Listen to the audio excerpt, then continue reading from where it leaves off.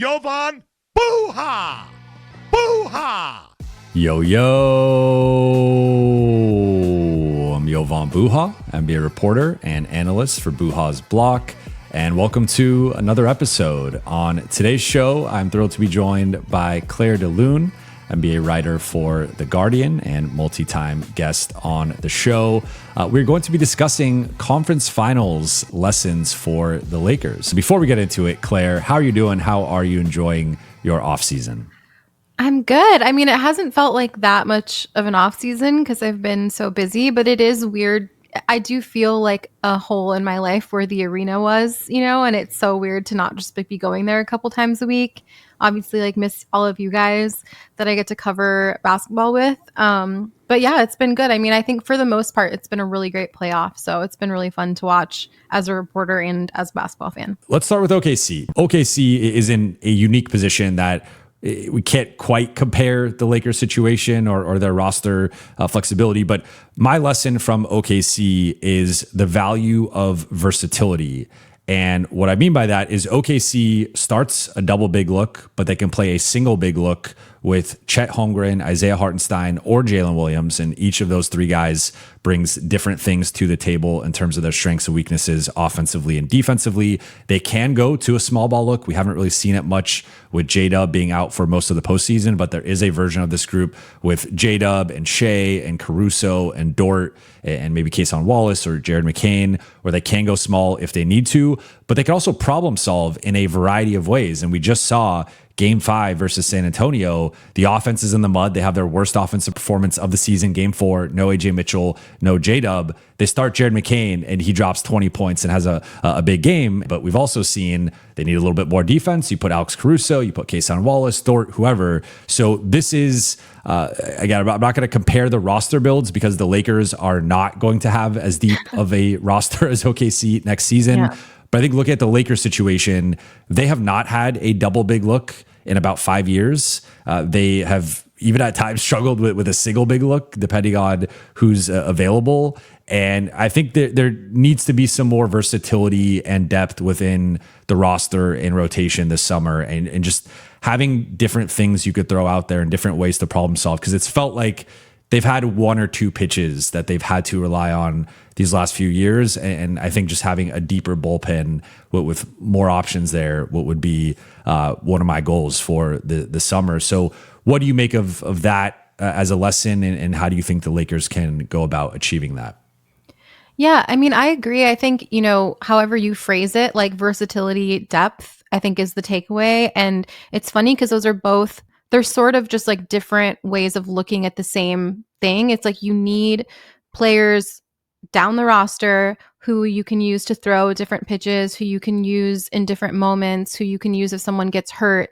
And that depth makes you more versatile, And I think something we've learned from especially the last few years of the playoffs is I think versatility is almost like second to having, one of the best players in the world on your roster, which I think is still an evergreen thing you need to win a championship. Like if you don't have a top, 8 guy, I don't think you're going to win a championship.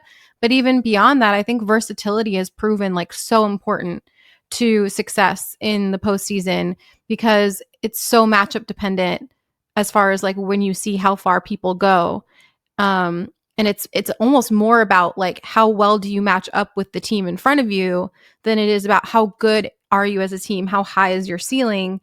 And you need to be able to match up well with a bunch of different kinds of teams, and so that versatility is super important. And I think that's been OKC's superpower is they can kind of play a bunch of different ways. To your point, they can match up well with pretty much anybody.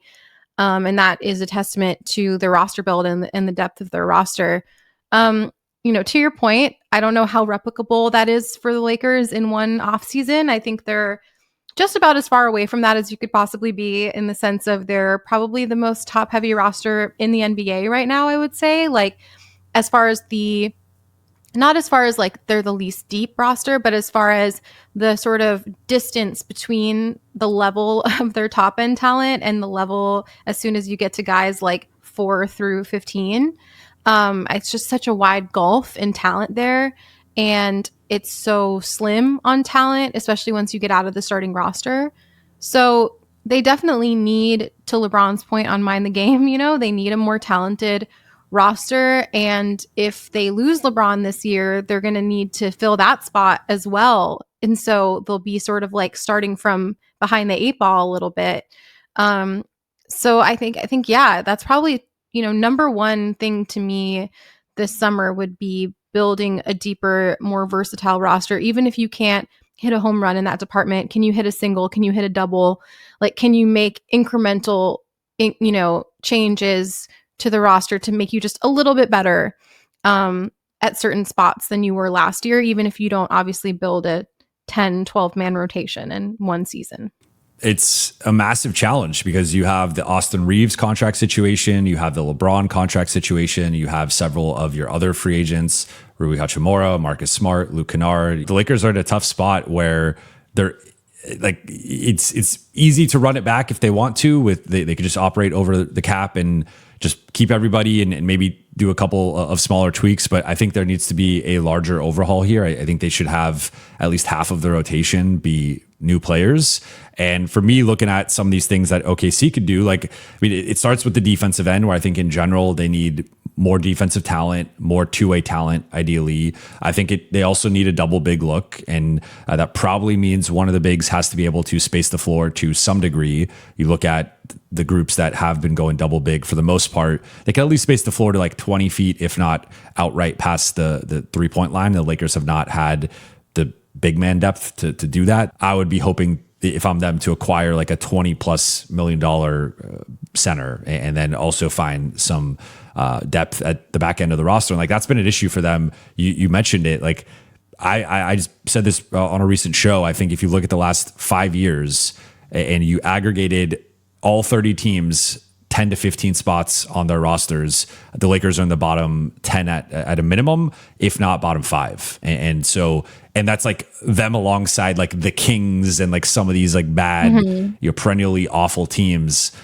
They're right there with them. They have, that's been one of the real weaknesses, I think, of their roster building lately. So whether it's through the draft and keeping that 25 pick, identifying some second round talent, identifying some undrafted guys that you want to sign to two ways or try out in summer league, also finding some vet minimum guys that actually hit and are closer to the archetypes that you need. Like, they're going to have to get creative, but I think there's a ton of pressure this summer. Yeah, I'm really curious to see what the Lakers do this summer and sort of how they approach that glaring, not just holes, glaring cavern in the roster. I feel like it would be like the most Lakers thing ever to just ignore all of that and go get Giannis and just bank on the fact that your top two players are better than the top two in any other team you're going to play, and hope that that's good enough, because I feel like that's very quintessential to, their identity as a franchise. I think I've heard you say before that they don't really have a type of player, and that's kind of part of the problem as far as like you see these other teams like OKC. I think part of that depth and part of what's so impressive about their versatility and their depth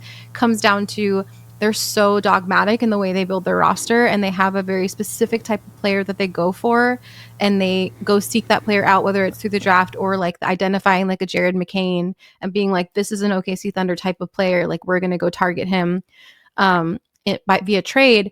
And I feel like the Lakers version of that is just stars. Like, they just love the biggest names and they go after them whenever possible. And I feel like that's just sort of been true of this franchise for as long as I can remember. So it would feel very Lakersy to just ignore all the advice you just gave and go after Giannis. But I hope that they can see from the last 4 teams standing, and really the last 3 teams left standing, because I think Cleveland has maybe just as many issues as the Lakers do in some ways, as far as like how far away they are from contending. And if the Lakers were in the Eastern Conference, I think they could have easily made the East Finals. So I think maybe taking the Cavs out of it to some degree, but the lesson is not go get Giannis if you look at the Knicks, the Thunder, and the Spurs, in my opinion. Let's take a detour here and get into this for a second, because okay. I think, so I agree with you in a vacuum. Like, my ideal version of this roster build would be the big three plus a bunch of depth. And I think the Lakers need a new starting center and a new two-way wing. And if you slotted in an upgrade over DeAndre Ayton, an upgrade over Marcus Smart with Luka, LeBron, and Austin, and then you have Marcus and Rui as your sixth and seventh men. Maybe you add another center and you kind of have a couple backups there between Jackson and someone else, and you go out and get a discount 3-and-D wing as like a bench guy. Like that's your top 9 or 10 guys. I would love that rotation. I think as we go through the finances of this, it gets really complicated as to how you fit in LeBron and his salary. Austin, they'll keep on that cap hold. But then when we get to Marcus and Rui, it gets like just between LeBron, Marcus, and Rui, you could get to that $49 million that the Lakers are going to have in cap space pretty quickly, easily, right? And you could go over that. And that's where you could operate as an above the cap team. So realistically, it probably means you have to lose one of those three.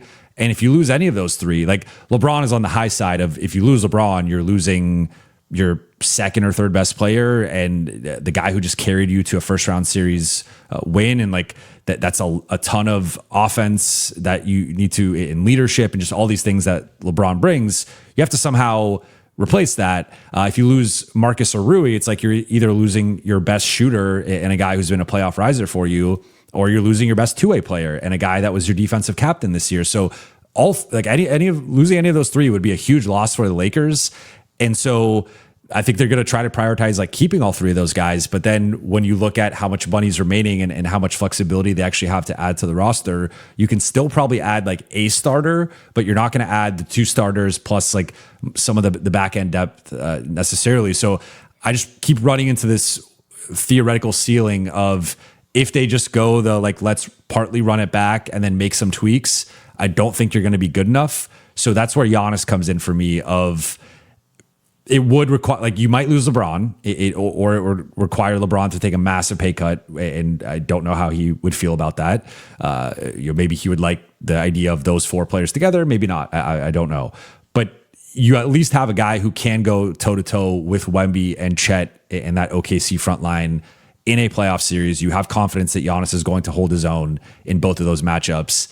You do pair Giannis and Luka together longer term as two top 5 guys. You're almost taking a short-term step back in terms of your depth. Like, you're going to have to build out the roster over like the next 1 to 2 years. But I feel like you might have enough top-end talent where it sort of offsets any depth concerns you have. But I don't know. I could be wrong on that. I guess between the two, I think if they can achieve my ideal version, I pick that one. If it's like, let's maybe add a fringe starter type and run it back versus add Giannis, I think I would rather add Giannis. I would say my only 2 pieces of pushback for that, because I do agree that like, if you can't do a good job at trying to emulate the formula for what's working in the rest of the league, it does make sense to just sort of buck the formula entirely, no pun intended, and try and do something completely different. My pushback would be, if you're replacing LeBron with Giannis, ironically, even though Giannis is like 10 years younger than LeBron, to my knowledge, LeBron has never missed a playoff game. And in the postseason, regardless of what kind of season he's had, he's like one of the top 10 most reliable postseason providers in the league. Giannis has a really, I think he's the top 10 player this postseason. Easily. And Giannis wasn't in the playoffs, like not just because the Bucks weren't good enough to make it, but because they weren't good enough to make it because he wasn't available for half the season. Exactly. Like he has missed either a significant amount of the regular season or a significant amount or all of the playoffs, or both, in all of the last several years since the championship run. And even in the championship run, he got really hurt. His leg bent in a direction that legs are not supposed to bend, and he just overcame that by just force of will. But you can't guarantee that like a 32-year-old version of Giannis would be able to even do that. So I don't think, if there was like a really reliable star that had Giannis's level of talent and also was like a LeBron like machine as far as health is concerned, it would make sense to put all your eggs in that basket maybe and just say, screw depth. This guy is so good, so reliable that we'll just bank on that. But to have Giannis's injury concerns in addition to that taking up all of the money that you could be using to like make your roster deeper, when your other main star is Luka, who as he's gotten older has had also more and more injury concerns, like that just seems like a little bit of a recipe for disaster to me. That is totally fair. That is my biggest concern with the Giannis fit as well. I also think I think people are going to they tend to overcomplicate or overthink the basketball fit sometimes between stars. Like there are situations we could point to where it hasn't worked out. I think a lot of it has been due to injury though, which is furthering your point. But I think Luka and Giannis would figure it out. I just also think that there would be a level of sacrifice required that both play. Like I think it would be the biggest sacrifice either player has had to make in their career, where Giannis would have to play far more off the ball than he ever has. Even when he played with Dame, he'd have to be more of a pick and roll screener and be more of a roll man. And then Luka, I also think would probably have to adapt and play a little bit more off the ball to accommodate Giannis, and even more than he had to with LeBron and Austin. So I think there'd be elements of sacrifice for both players that I think they're both capable of making based on them both being in their prime, or maybe Giannis is about to exit his prime. Like, do they want to make that? Or are they on board with making that? That's an open-ended question. But I was just curious. That's all theoretical. Yeah, this is all theoretical. Lakers do not have the best package for Giannis. I just... Oh, no, I just mean like the idea that they could make that sacrifice. It's like, yeah, they could. But we have, for neither of them, do we have a shred of actual evidence in the totality of their careers that they would make those sacrifices, because they're both players where historically you've really had to just build the roster around them and the way they like to play. And you saw like with Giannis in Milwaukee with Dame, like he just, part of the reason that didn't work is because he just really wasn't willing to budge very much on the way that he plays. So I'm probably lower on it than most people, but like obviously if the options are like keep last year's roster and replace Luke Kennard with someone like marginally better, or go get Giannis, like yeah, probably go get Giannis. But I just have a lot of concerns about it. I wouldn't put it on like the DEFCON Russell Westbrook trade scale. I wouldn't put it at a Russell Westbrook, because nothing could potentially meet that level of catastrophe. But I would put it somewhere at like probably like a 6 on the Russell Westbrook DEFCON trade scale. You know, like it's not a 10, but I don't think it's like a 1 or a 2 either. It's like somewhere on the upper half to me. That's fair. There's a ton of risk. The real answer here might just be that this is a multi-year build, and that the Lakers really aren't going to build the full championship level roster until like 2027, 28, or even 2028, 29. I know fans don't want to hear that, but that just might be the reality of the situation. Let's say they lose one of Rui or Marcus, and they add Mitchell Robinson and like Quentin Grimes to this roster. I don't think that's putting them on the same level as OKC or San Antonio. So I think they need a material jump up. Yeah, I think probably the answer is it is a multi-year process. And that is why those of us who've been covering the team have been screaming from the rooftops for the last 2 or 3 years to be more aggressive about making incremental improvements, because now they're behind the 8 ball in Luka's prime. You know, like it is hard to build a really good roster in one off season. And that's precisely why you should be more aggressive about building a really good roster at every given opportunity, so that you aren't, you know, your paper is due in the morning and you have to write 3,000 words on, you know what I mean, whatever, the Roman Empire. Like, well, I did write some good late night papers the night before, morning of. So sometimes you could do it, but yeah, no, I get you. But imagine how good those papers would have been. Imagine if your paper had Jordan Goodwin on it. Imagine if you had Jordan Goodwin instead of spots 10 to 15. But I digress.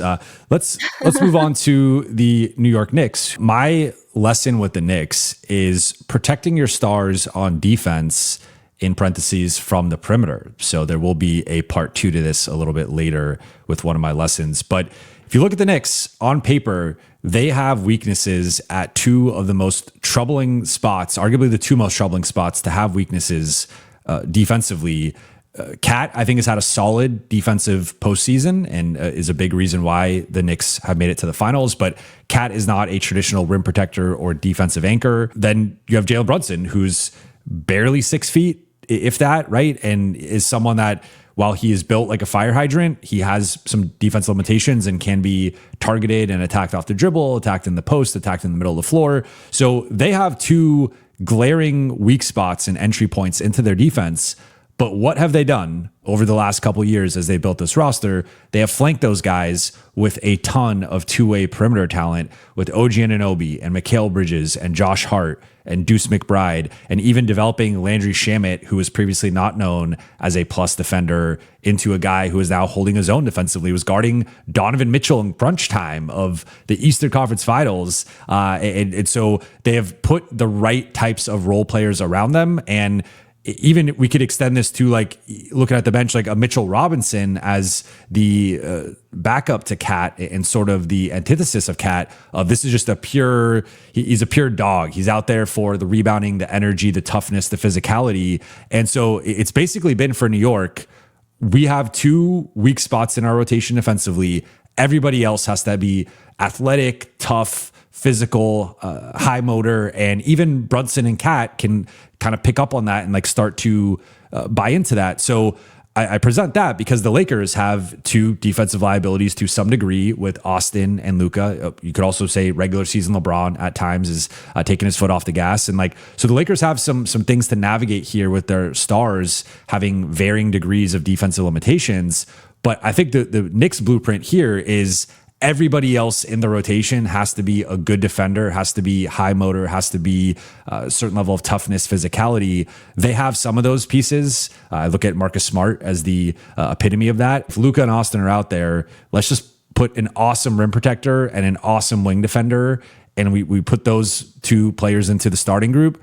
Now we can have some real two-way balance there. But what do you think of that? And are there some guys out there in free agency or on the trade market that you feel like really fit that bill for what the Lakers need? I mean, I agree that that's why that works. I think the thing that I haven't seen people talk about as much that I think is like just relevant to mention is that part of the reason they were able to build that roster is that Jalen Brunson, who's their Luka, took a massive pay cut basically to sign an extremely team-friendly deal. And so it's not like they're finding these guys on the margins. Like OG Anunoby makes a ton of money. He makes, I think, like $50-something million, so they have a very they paid expensive 5 roster. picks for Mikal Bridges. The Lakers don't have 5 picks to trade. They paid, right. Like they were able to facilitate this team build in part because of the sacrifices of Jalen Brunson to make it happen, and so that's not to say that it's not replicable for the Lakers, but it's going to take some true like finesse, expertise, creativity in the team building to like find guys like a Jordan Goodwin, not to keep harping on that, on the margins, and to get creative in that way. Like you're not going to be able to bring in big name talent like an OG Anunoby, like a Mikal Bridges to support your version of Jalen Brunson, because your version of Jalen Brunson is going to be making like $60 million. So you need to, that's all the more reason why it's important to build out the front office to be able to identify that talent, whether it's through the draft, whether it's international, whether it's guys on a two-way, and retain that talent. And I think that that's been a big issue for the Lakers is that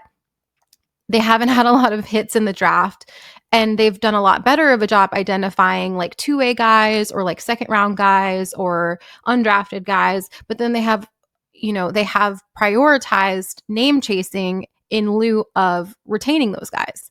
And so I think the takeaway from the Knicks build is, yes, this roster construction is a format that you should be using, but you can't think that you're going to be able to use your old methods to construct this roster, because given your cap situation, given the tools you have at your disposal, the lack of picks you have at your disposal, you're going to have to get really creative. And it might be guys no one's ever heard of, and it's just going to be on you and your talent identification to create a roster like that one. I think that is all well said, and I agree. And just to be clear, like in the spirit of this exercise, I know none of these situations are like for like. It's more so like the spirit of what the Knicks did. I think the Lakers I think there's 2 ways to attack it. We're going to touch on one of the other ways to attack it later in the show. But every star has their strengths and weaknesses. And I think the smartest teams and the most well-run organizations and just the best rosters take their star as their North Star or the top 2 or 3 guys. And it's like, okay, let's list these 3 guys out, Luka, LeBron, and Austin. What are the weaknesses of the trio, right? Like we know about the shot creation, the scoring, the passing, the IQ, the playmaking, all that stuff, right? what are the clear weaknesses of that trio as if you're trying to build out a 5-man lineup? The two clear weaknesses are motor and defense. Defensively, they, I would say, are a below average trio together, to put it kindly. So you need then two high motor, high energy defensive studs around them. And I don't think the Lakers have gone about trying to build the roster that way. And they have. No. And now, granted, it's been, I guess, like one off season, and we'll see what they end up doing this summer. But I think this is where I look at the two guys that really stand out are Walker Kessler and Peyton Watson. They're both restricted free agents. They're both going to be difficult to pry out of Utah and Denver, respectively. But with some of the stuff that's come out recently with Kessler, ESPN had a report today that his market's projected to be around 25 to 30 million. With Watson, I think that there's been a couple reports where he's at somewhere in the mid 20s. Like, I would be willing to outbid their incumbent teams by 3 to 5 million annually to poach one of those two guys. And either one, I think, would solve a massive hole for the Lakers. So I just think they need to be prioritizing these guys in free agency and on the trade market. And ideally, it's like someone who's a really, really good defender who also brings a baseline level of offense, can be a double-digit scorer. Yeah, I 100% agree. And I wish I had more faith in the infrastructure to build that type of roster, because I think one of my biggest takeaways watching the playoffs was like, imagine if the Lakers had even like two more playable, like really like who innings eater type of players. I don't think they're that far. You know what I mean? Like, they didn't even have Luka and they beat Houston, which, you know, immediately the media pivot was, well, Houston sucked. And it's like, well, you guys didn't think Houston sucked going into the series, because literally every single person picked Houston to win. So I don't think Houston was a championship caliber team, but they were certainly, you know, a playoff caliber team, and they could have been a home court advantage team. It was all the standings were like super bunched up. And they got through that series without much incident without Luka. Then you get to round two, and it's like, I thought that they were miles apart from Oklahoma City going into that series. I still think that they're quite far apart, but I couldn't help but watch that series and think, well, they gave them runs for their money in spurts, you know, without Luka. Imagine if they had like a Jared McCain level player and I don't know, what's a good example? Like Jalen Williams, not J-Dub, Jalen Williams level player. You know what I mean? Like, imagine adding that to their rotation. And could they have spoiled that series with all those players? Like, maybe, yeah. You know, like, I still think they're far apart, but it's like, you never know. Like, you saw what happens in the playoffs. Like, OKC lost J-Dub, lost AJ Mitchell, and all of a sudden they look vulnerable. And the playoffs are that way. And so I think that they're far away, but I would caution them to not let how far away they feel prevent them from like going all in if possible, because you never freaking know what can happen in the playoffs. And if they had had just a little bit more help, maybe they spoil that series, you know? So I thought it was almost encouraging watching the playoffs, because I think during the regular season, I was like, even when the Lakers were like so good in March, I was just like, yeah, but they're so far away. And then I was watching it and I was like, well, they're so far away from a fully healthy roster, but you literally never know what's going to happen in the playoffs.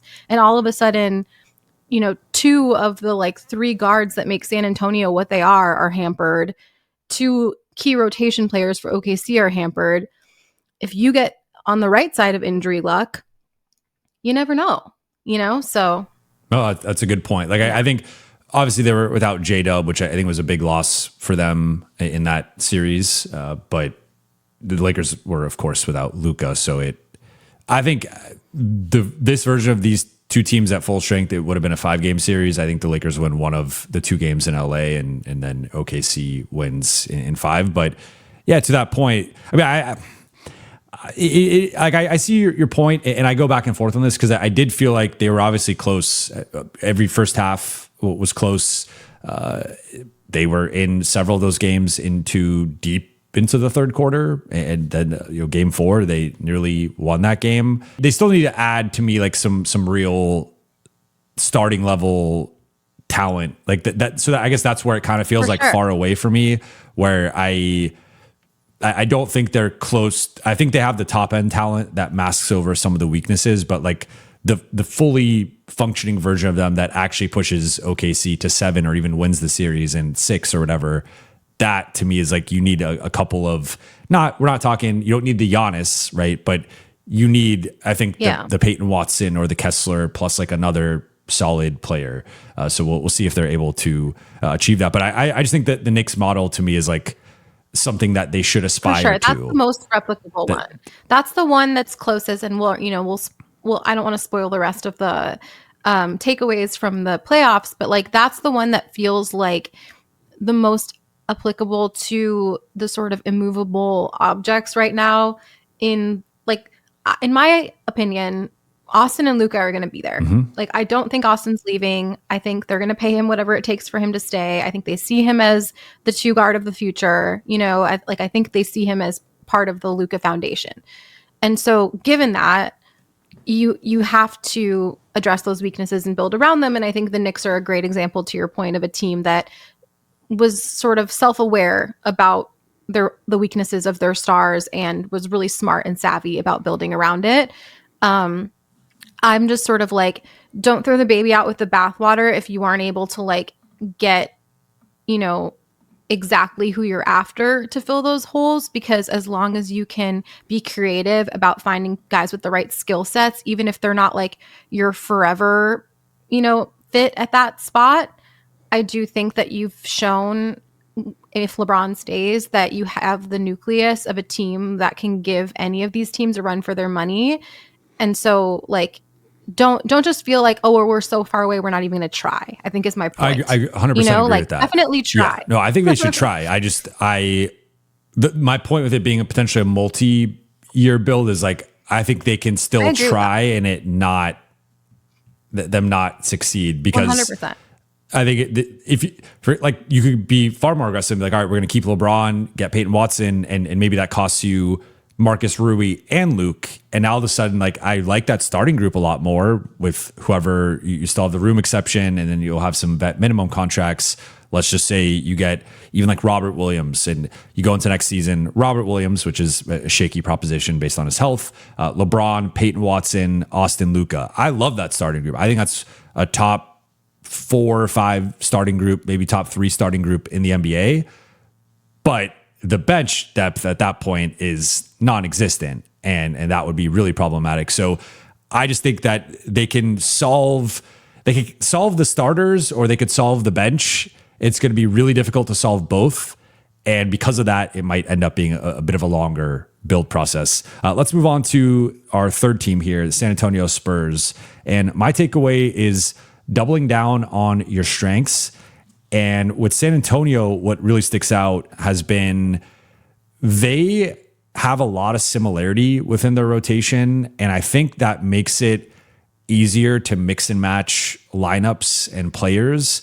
And so we're speaking in generalities here to some degree, but they have the 3-headed backcourt monsters of Fox, Castle, and Harper. Those guys, you can play all 3 of them together. You could play them, one of them in a lineup, 2 of them in a lineup, and they all have different skill sets if we're diving into the minutia, but like in general, they can be lead ball handler, pick and roll player, attack from the perimeter, and they each have jumpers to varying degrees. Then you get to the Champagne, Keldon Johnson, Harrison Barnes, that part of the rotation. And those are all bigger wings / smaller forwards that can play 3 or 4, can defend multiple positions. They shoot a bunch of threes. They can attack off cuts and closeouts. And then you have Wemby and Cornette, where I'm not going to put Cornette in the Wemby bucket, but he is a top 5 rim protector statistically, and it hasn't really played out in the OKC matchup, and he's been a liability at times. But at least for the regular season, it's like he is on the short list of guys that are realistic backups to be like a backup to Wemby and at least hold the fort down for 15, 18 minutes. So I really like the continuity within their rotation of they have a clear identity of how they want to play. And this is almost like the inverse of OKC. And this actually might be more realistic for LA to attain of we're going to have you kind of saw this with Dallas in 2024, right? Like they had Lively and Gafford playing very similarly on both sides of the ball. And then they had the perimeter guys around Luka and Kyrie that all were mix and match, plug and play. So I think for the Lakers, this could be the alternative path of, okay, we're not going to have the 12-man rotation. We're not going to have all this depth, but we're going to have a really solid 8 or 9 players. And they all like, they're kind of in buckets of 2 to 3 guys kind of do the same thing, kind of have the same skill set, and that allows you to have continuity across multiple lineups. What do you think of that approach? And is that, in your opinion, more realistic than OKC's? I mean, I think anything is more realistic than OKC because I just think not even just because they have the best GM in basketball, but because all of this is predicated on Shai Gilgeous-Alexander becoming the greatest player, either the greatest player alive or like a top 3 player alive and like multi-time MVP. And I think that it was fair to assume he was going to be really good when they did that Paul George trade, but like they had to get so lucky with him because they got so many picks in that trade too. So it was like, if anyone knew Shai was going to be the player he is, they wouldn't have gotten the pick that got them J-Dub. They wouldn't have gotten all these other picks. So there was some luck involved. And so I think you never want to try and like directly recreate something where a huge portion of it was being lucky, you know? And I think as much as I credit Sam Presti and his brilliance, like if Shai had projected to be like an Austin Reeves level talent versus like a Luka level talent, this could have all gone super differently. So just putting that aside, I don't think you can try to emulate OKC at all, really, besides just like they can all shoot and pass and defend. And like that's, you know, you want those skill sets in your players. I agree with you about San Antonio being maybe more replicable in the sense of like, if none of the guys on your roster are like perfect fit, if they can all sort of be interchangeable and do enough of the different things you need, then at least it gives you that sort of ability to withstand an injury or withstand like a bad defensive matchup or whatever. My takeaway from San Antonio is more so like they have so many important guys on rookie scale contracts, and in like a second apron world, I think it's even more important than it ever was to nail the draft. And mind you, like they got a top 4 pick 3 years in a row. And like, that certainly helps. And like, I think anyone would probably have an easier time if they had that many cracks at it at the top of the draft. But, you know, maybe not the Kings. I think if you look back, yeah, maybe not the Kings, maybe anyone else actually. But so I think that one of the takeaways for me is like, if you're not going to have your main star be a Jalen Brunson who is just selfless and willing to take a massive pay cut for the betterment of the roster, you need to be able to have at least either minimum or rookie scale contracts that fill out real rotation spots that you're actually getting minutes from. And you need to be like really great at identifying that talent. And so it's kind of a similar takeaway in a way from all 3 of those teams, in that I think part of what makes San Antonio so successful is that none of these guys will be getting paid anything remotely close to what they're getting paid now once their rookie scale contracts are over. They have several max level players, I think, on their roster right now. And they have De'Aaron Fox, who's already making a ton of money. And that's an embarrassment of riches that we just simply wouldn't be able to afford if it was later in any of these guys' careers. So I think their youth is part of what enables them to have a roster this deep. And when I look at the Lakers, I'm like, I think it's great you're building out the front office for more like scouting and analytics and all that stuff, because I think you are going to have to get a lot of those wins on the margins when your top 2 guys, if, you know, top 3, if LeBron stays, are making a combined $100 million a year or whatever, you know, like if Austin ends up making 40, like that's, you're going to need to like hit a lot of home runs on the margins. And so I think San Antonio is a great example of like how beneficial it can be to have even 2, you know, rookie scale or minimum contracts that are really providing a lot for you on a night to night basis. And that, I mean, I just don't have a lot of confidence in them nailing that. Final one here before we wrap is Cleveland. And this is a callback to the Knicks one, where this is protecting your stars on defense from the interior. So similar to the Lakers, I would actually argue this is more similar based on their personnel with Mitchell and Harden, and previously Mitchell and Garland.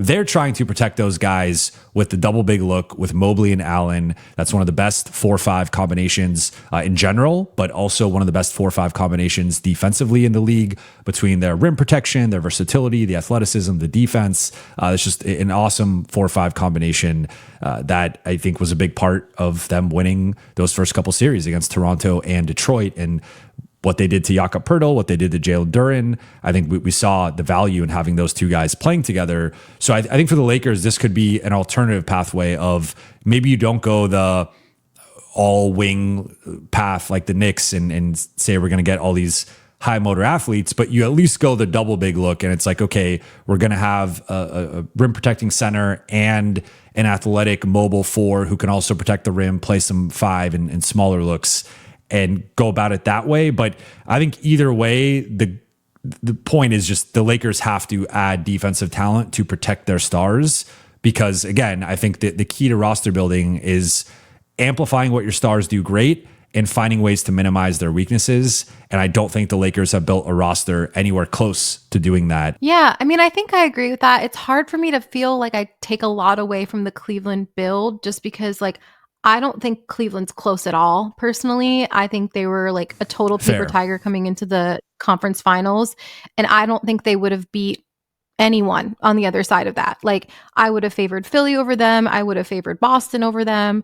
So, like, I thought Cleveland's ceiling was conference finals, and they made it because I was extremely low on Detroit. And I think, you know, if you look at who Cleveland faced on their way, and that's why I talk about matchups being so important to the conference finals, like none of them are teams that I thought even really had a prayer personally. So I agree with that. And I think that's a good lesson to take away from them. But I'm like almost reticent to take away too much from Cleveland in general, because I personally think they need to blow it up. Like, I don't think they're close.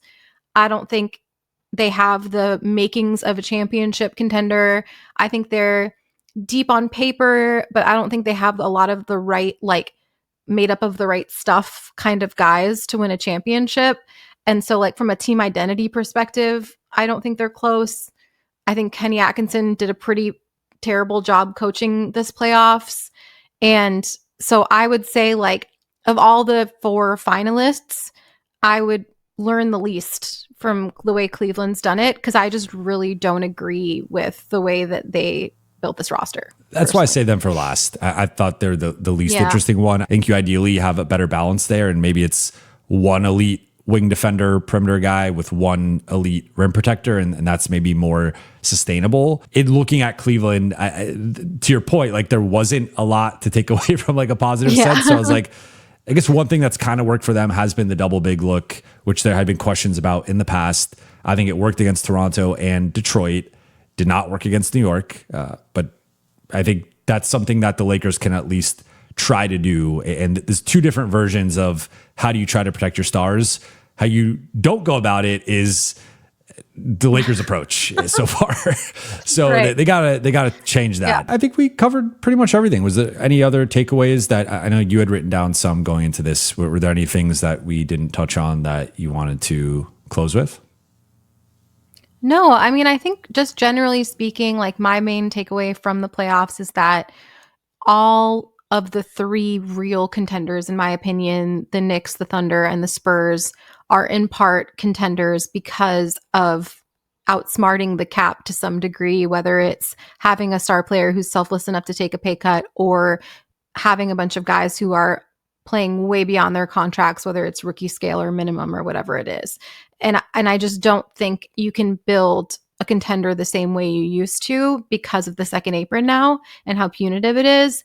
And that is why I am encouraged by seeing how seriously the Lakers appear to be taking building out the front office this summer, because when you don't have all of those tools at your disposal, you just need to get really creative on the margins. And that's something that, to your point, I think they've failed at tremendously over the last several years. So would love to see more sort of creativity and ingenuity on the margins with those lower scale contracts. I think that was perfectly said. I could not echo that more. And really the one way they could potentially do it would be a pay cut from LeBron James or Austin Reeves this summer, right? Because Luka is not up for an extension for a couple of years. So it's not going to be Luka taking the pay cut.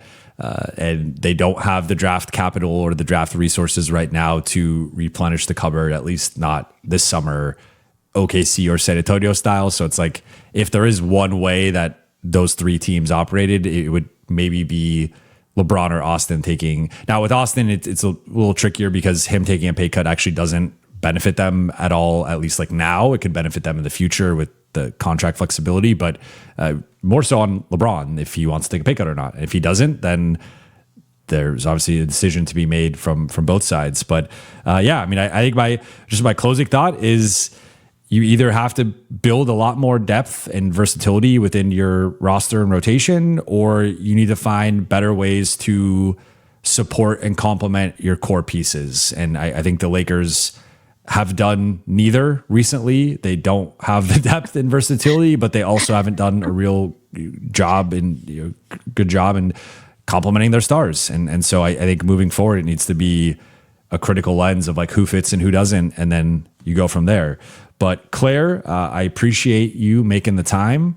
For those who do not follow you, I will be tagging you below in the show notes at Claire de Lune on X and your author page at The Guardian. Anything else you want to plug before we get out of here? Not yet. Just stay tuned to my social channels, and I'll be announcing a new project in the next month or two. That's super exciting, but yeah, nothing else yet. Big announcement coming that we are all excited for. Appreciate you and appreciate your time. For those watching on YouTube, please be sure to hit that subscribe button, turn on channel notifications, and like and comment on this video. For those listening on Apple Podcasts, Spotify, or your podcast platform of choice, please be sure to follow, download, and leave a 5-star review. I'll be back later in the week. I will talk to you all then.